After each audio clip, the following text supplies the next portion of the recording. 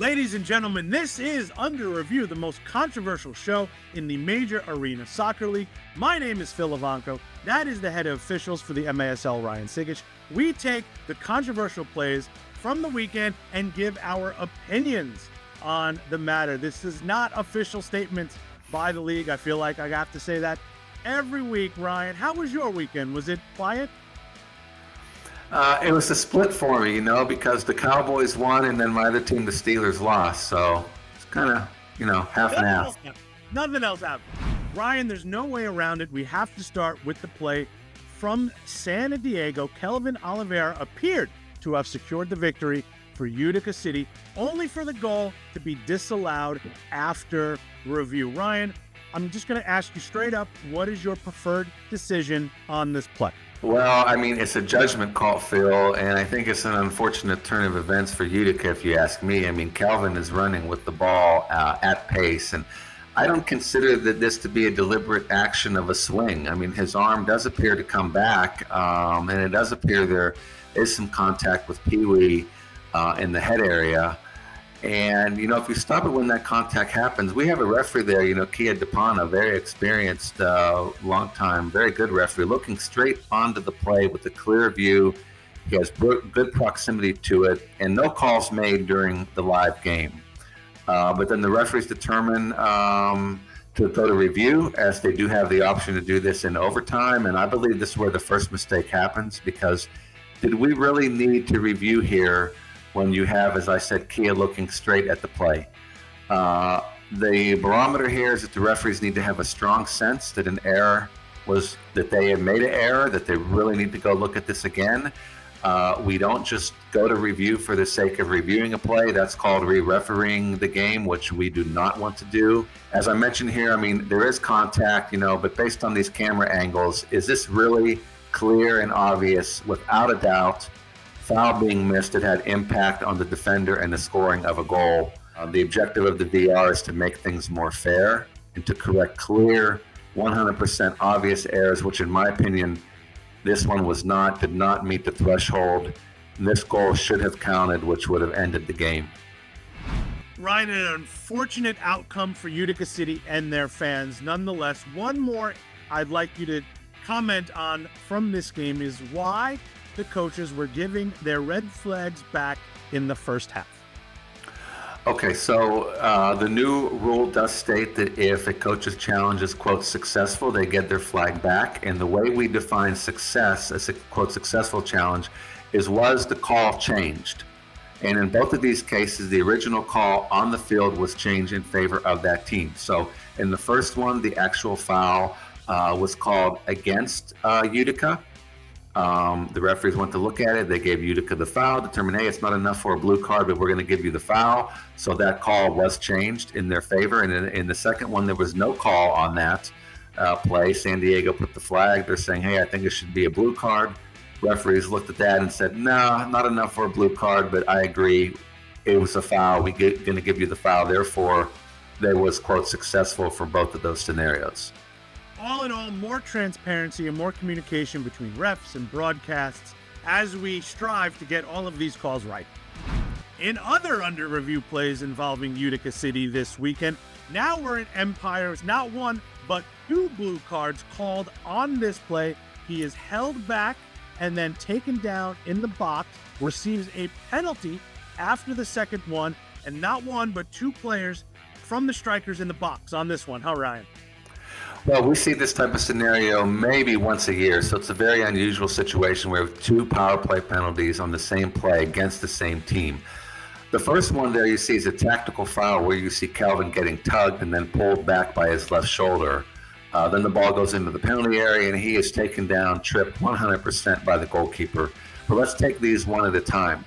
So the first thing that the referee needs to determine is what impact that tug or hold, whatever you want to call it, has on the attacker.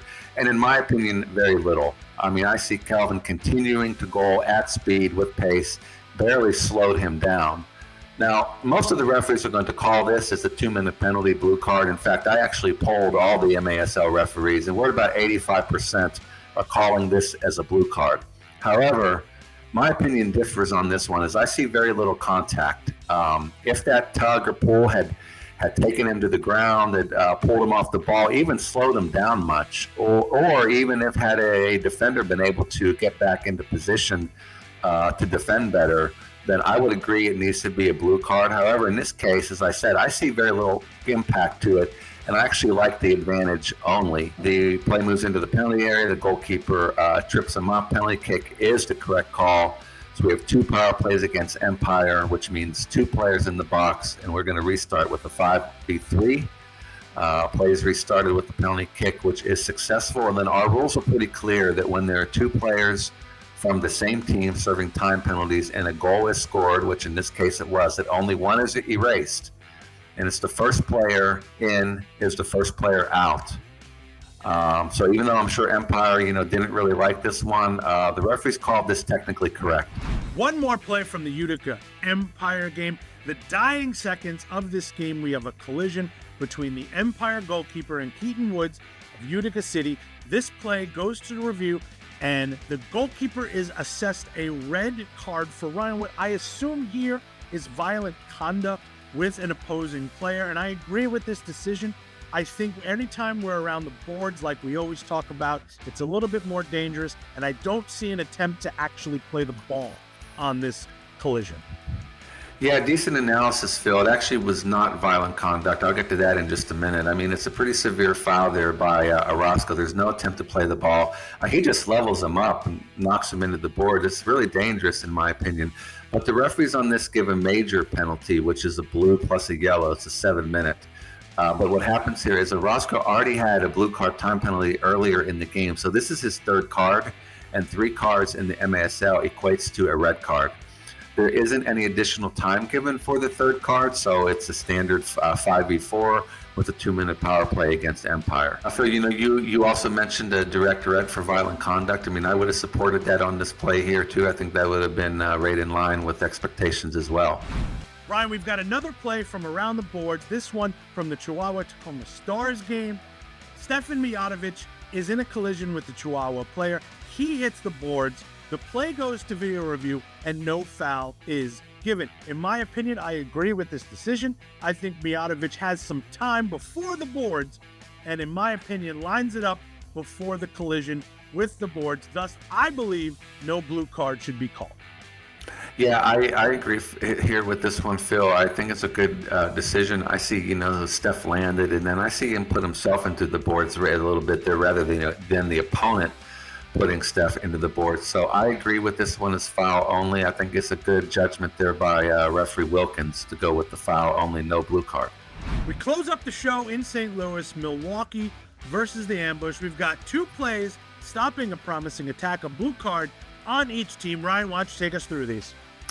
Yeah, both of these are spot on. Really good calls by the referees. The St. Louis attacker there is tripped, and had he not been, he would have had a shot on goal there with just a one-on-one with Willie B. So definitely when we use that term, what kind of impact did it have? It had an impact there. The other play here that we see, Frank just brings his opponent down. He's in the attacking half, moving into the attacking third. When we talk about spot, we're looking for what type of space, speed, and options that the attacker has. So both of these, we see at least one of those characteristics there. So correct call on both of these.